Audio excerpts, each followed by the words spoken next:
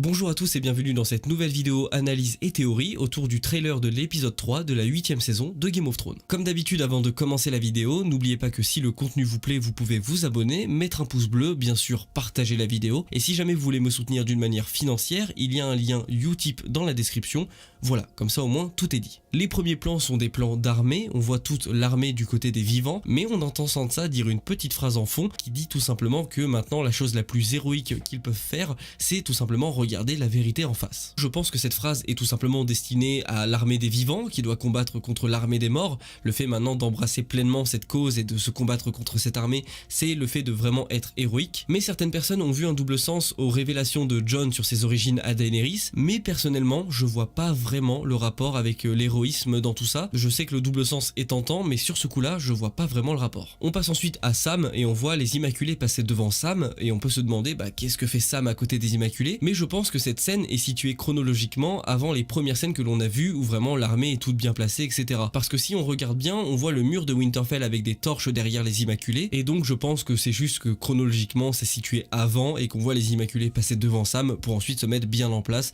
comme on voit dans les premières images. Plan suivant, et on voit Arya et Sansa sur les murailles de Winterfell, on voit qu'elles regardent toutes les deux dans une certaine direction, et là on peut se poser la question de qu'est-ce qu'elles sont en train de regarder, et je pense que c'est tout bête, je pense qu'elles regardent dans la direction de l'armée des vivants pour guetter au loin l'armée des morts, parce qu'à mon avis si elles voyaient vraiment l'armée des morts de leurs propres yeux là maintenant, elles n'auraient pas une réaction aussi neutre, je ne pense pas. Elles doivent guetter l'armée des morts au loin, comme le font toutes les personnes sur les murailles, et comme le fait l'armée d'ailleurs. Je pense que c'est aussi bête que ça. Plan suivant, et nous sommes dans la crypte de Winterfell, et on voit Varys en premier plan avec un visage très apeuré, et au loin on voit Gilly et petit Sam, et d'ailleurs on voit que Gilly est vraiment en train de le serrer dans ses bras, et au vu du visage de Varys, je pense que cette scène est assez avancée dans la bataille, et qu'en gros Varys et les personnes situées dans la crypte entendent le bruit des gens, entendent le bruit de la bataille. Maintenant on va passer un petit peu à la théorie. Je sais que beaucoup d'entre vous, et même beaucoup de personnes en général, pensent qu'il va y avoir un truc avec la crypte de Winterfell, mais personnellement je pense qu'il ne va rien se passer dans les cryptes de Winterfell. Je pense que c'est le lieu le plus sûr de Winterfell, et tout ça pour plusieurs raisons, et la première c'est tout simplement que la porte de la crypte de Winterfell est faite en Ironwood, qui est l'un des bois les plus solides comparable au fer, donc déjà je pense que c'est un symbole comme quoi vraiment les cryptes sont un endroit sûr. Mais l'élément qui me fait dire que les cryptes sont vraiment un endroit très sûr, eh bien c'est dans mes recherches, c'est quand j'ai recherché un petit peu sur les cryptes, quand je me suis renseigné sur le wiki etc de Game of Thrones, j'ai lu que du coup les cryptes avaient été construites il y a à peu près 8000 ans par Bran le bâtisseur, le même Bran qui a fait le mur, et on sait qu'il a une énorme connexion avec les enfants de la forêt, et c'est vrai qu'on ne sait pas grand chose sur les cryptes de Winterfell. Il y a beaucoup de légendes, comme quoi elles seraient hantées par les fantômes des Stark, etc. C'est un endroit quand même assez mystique, et ça ne m'étonnerait pas que Bran le bâtisseur, comme pour le mur, ait créé une espèce de aura magique autour de ça avec les enfants de la forêt. Donc à mon avis, les cryptes de Winterfell sont véritablement un endroit sûr, et je ne pense pas voir des Stark se relever, je ne pense pas que ce soit même un guet-apens pour les personnes dedans, et je pense même que la crypte de Winterfell pourrait être la solution de repli pour ceux qui veulent du coup échapper au roi de la nuit et à son armée. On sait que les cryptes sont construites sur plusieurs niveaux, et ça ne m'étonnerait pas de voir un passage secret au loin pour pouvoir s'en aller de Winterfell, parce que ça aussi d'ailleurs, petit détail à noter, la crypte de Winterfell est plus grande que Winterfell. Elle est encore plus grande que le château, elle s'étend sur encore plus que le château, et vu qu'elle est faite sur plusieurs niveaux, etc., ça ne m'étonnerait pas de la voir comme la solution pour vraiment pouvoir s'enfuir sans que le roi de la nuit puisse vraiment les suivre. Vous avez mon avis sur la crypte de Winterfell. Plan suivant, et c'est un gros plan sur Tyrion, et d'ailleurs on remarque qu'il est situé dans les cryptes de Winterfell, ça se voit à l'endroit très sombre avec la torche au fond, et on sent aussi son regard, vraiment il regarde comme Varys, il entend que la bataille a vraiment démarré, et je fais partie des gens qui pensent que Tyrion va remonter et ne va pas rester dans la crypte indéfiniment.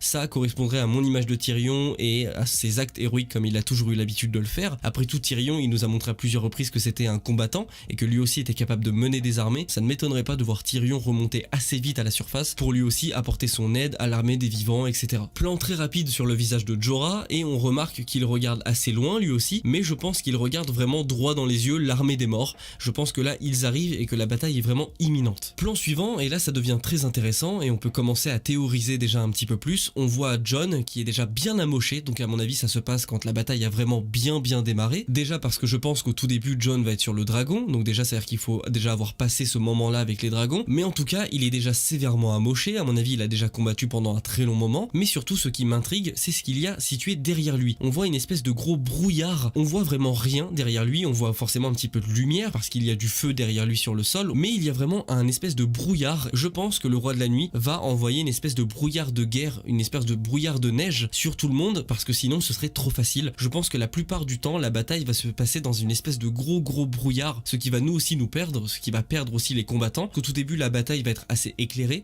mais qu'au bout d'un moment, le roi de la nuit va envoyer un brouillard de guerre, et je pense que là du coup Jon est dans ce brouillard. Le visage de Jon, là, il témoigne d'un aspect de surprise et de terreur en même temps. Alors ça peut être plusieurs choses, soit il voit une fenêtre de tir pour aller abattre le roi de la nuit, soit il voit quelqu'un qu'il aime beaucoup se faire tuer, et là dans ce cas-là, il le voit se faire tuer d'une manière atroce, et donc lui il réagit de cette manière. Soit, troisième et dernière hypothèse, il voit quelqu'un se relever avec les yeux bleus, voilà, quelqu'un qu'il connaît se relever avec les yeux bleus, et là forcément, visage de stupeur, on voit qu'il est apeuré et complètement étonné de voir ça. Pour moi, c'est les trois hypothèses qui pourraient se produire. Il pourrait y en avoir d'autres, peut-être, je sais pas moi, un coup de bluff du roi de la nuit, quelque chose d'énorme, un autre animal, un mammouth, bon, j'en sais rien, ça peut être plein de choses, mais pour moi les trois hypothèses vraiment les plus crédibles, c'est celles que je vous ai dites juste avant. On passe très vite sur deux images. La première, c'est encore une fois l'armée des vivants qui attend l'armée des morts au loin, et la deuxième image, c'est les Immaculés qui brandissent leur bouclier et qui avancent. Sur cette deuxième image, le message me paraît clair, c'est tout simplement que la bataille commence, les Immaculés avancent, et d'ailleurs on voit que le brouillard de guerre commence à être autour d'eux. On voit déjà beaucoup moins les gens derrière eux, on voit quelques lances mais sans plus, ce qui pour moi me conforte encore plus dans mon idée que le roi de la nuit va arriver et va créer un énorme brouillard de guerre. Plan suivant, et là c'est Arya qui court pour échapper à quelque chose, Arya qui est d'ailleurs bien amochée, et cette scène on l'avait d'ailleurs vu dans le trailer complet de la saison, et déjà les théories fusent depuis un bon moment sur ce qui pourrait courser Arya, et du coup les gens pensent à Gendry, les gens pensent aussi au roi de la nuit, et personnellement je suis plutôt simple quant à la raison qui pousse Arya à s'enfuir aussi vite. Pour moi c'est tout simplement qu'elle est coursée par beaucoup trop de spectres. Je pense que Arya a très bien combattu, que vraiment elle a même tué un marcheur blanc. Je fais partie des gens qui pensent que Arya va tuer un marcheur blanc, mais par contre je pense que Arya est comme tout le monde, est capable de se faire submerger, et que là en fait elle voit arriver une armée de spectres, ou voire même un marcheur blanc ou deux plus des spectres, et qu'en gros Arya ne peut pas rivaliser, et donc elle a essayé, elle a très bien combattu, d'où le fait qu'elle soit autant amochée, mais que au bout d'un moment il faut s'enfuir parce que elle a pas le choix, voilà, tout simplement. Plan suivant, et c'est Beric avec son épée en flamme et le limier avec sa nouvelle hache faite en verre dragon. On voit qu'ils sont dans Winterfell, eux carrément, et je pense que c'est simple, voilà, la raison est simple, c'est qu'au bout d'un moment il va falloir défendre dans Winterfell, parce que peut-être même qu'il y aurait une brèche, le roi de la nuit réussirait à rentrer quoi qu'il arrive, et certains marcheurs blancs avec lui. Sandor et Beric sont là pour défendre l'intérieur de Winterfell, et je pense qu'ils vont avoir aussi des très très bons moments de gloire. On passe au plan suivant, et ce plan là il est vraiment très très intéressant. On voit pour moi Drogon qui est dans le brouillard de guerre avec Daenerys qui essaie de s'accrocher au maximum qu'elle peut à Drogon, parce qu'encore une fois ce brouillard de guerre à mon avis va être beaucoup plus que du brouillard, ça va être quasiment une tempête, il va y avoir vraiment beaucoup de vent, surtout dans les airs avec un dragon. Daenerys va être vraiment très très mal, et je pense que c'est une scène qui se passe justement juste avant que Daenerys et Jon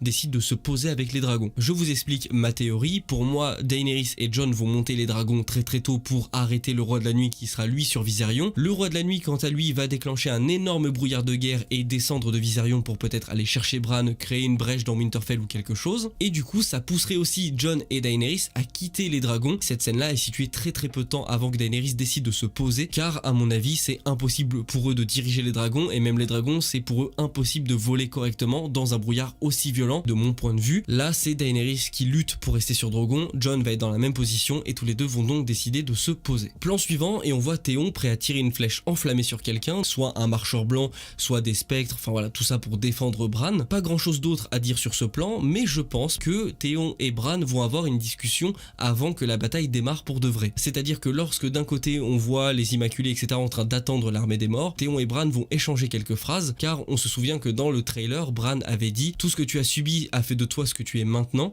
et je pense que cette phrase est destinée à Théon, donc j'imagine bien une petite scène où tous les deux discutent, où Théon se repentit, parce que pour moi Théon dans cette bataille c'est clairement son adieu. À mon avis sa rédemption est terminée à partir de là, avant un final grandiose où Théon, je pense qu'il est même capable de tuer un marcheur blanc avant de partir. Enfin voilà, j'ai hâte de voir. Scène suivante, et on voit Jon dégainer son épée. Pour moi il est situé au niveau de l'arbre sacré, peut-être justement à côté de Bran pour le défendre lui aussi. On voit encore ce fameux brouillard derrière lui, mêlé à cette fameuse tempête de neige. À mon avis là aussi la bataille est vraiment avancée, et pour moi cette scène est située après deux scènes, donc la scène qu'on a déjà vue où Jon est carrément en stupeur et est effrayé et à la fois hyper étonné de ce qu'il voit, mais aussi après la scène où on voit Jon courir au milieu de tout, vraiment tout seul, il court tout droit vers quelque chose, on ne sait pas quoi, d'où le fait que pour moi il voit le roi de la nuit à côté de Bran, peut-être que Bran s'est fait tuer à ce moment-là, d'où sa réaction au premier lieu. Pour vous résumer ma théorie de ce côté-là, la bataille est vraiment très avancée, il a quand même une vision visu sur Bran et sur le bois sacré, et il voit le roi de la nuit passer là-bas, donc forcément lui, réaction de stupeur, il se met à courir, et là il arrive, il voit donc peut-être Bran mort ou Théon mort, quelque chose de terrible, et donc il dégaine son épée pour un duel final avec le roi de la nuit. C'est comme ça personnellement que je vois l'enchaînement de scènes. Après ça peut être pour plein d'autres trucs, on sait très bien que Game of Thrones peut nous faire dire n'importe quoi et peut monter les choses n'importe comment, mais personnellement j'avoue que ces 3 scènes je les vois bien bout à bout, et vraiment ce dernier duel avec le roi de la nuit, c'est quelque chose que j'aime bien. Scène suivante, et là on retourne un petit peu en arrière pour moi, car on ne voit pas le brouillard, on voit pas la tempête de neige, et c'est au moment où Jon et Daenerys sont toujours en haut de leur fameuse colline pour guetter le roi de la nuit qui arrive. Daenerys dit clairement à Jon que les morts sont déjà arrivés, et on sent qu'elle le dit avec limite un petit peu d'énervement. Dernière scène pour clôturer ce trailer de l'épisode 3, on entend Brienne crier quelque chose, et je vous avoue que je n'ai toujours pas compris ce qu'elle crie, même après avoir regardé le trailer 15-20 fois, je n'ai toujours pas compris ce qu'elle crie, mais en tout cas je pense que cette scène est située au tout début de la bataille, et que ça va être le début de la bataille pour le côté de Brienne, en tout cas pour l'armée de Brienne. On la voit avec son armée du Val d'Arin, c'est le tout début, car encore une fois, il n'y a pas ce brouillard derrière. À mon avis, cette scène est située au début de la bataille. Et puis voilà. Nous sommes donc arrivés à la fin de cette vidéo, j'espère que cette analyse mêlée à quelques petites théories et à mon avis sur le déroulement de certains événements vous aura plu. Encore une fois, petit pouce bleu, on s'abonne, on partage si ça vous a plu. Il y a le Utip dans la description, vous savez quoi faire si vous avez envie. C'était Sam, on se retrouve très bientôt pour une nouvelle vidéo, peut-être sur Game of Thrones, peut-être sur quelque chose d'autre, ou même peut-être en live pour parler de Game of Thrones, je ne sais pas. On se retrouve bientôt, portez-vous bien, et puis voilà, ciao ciao.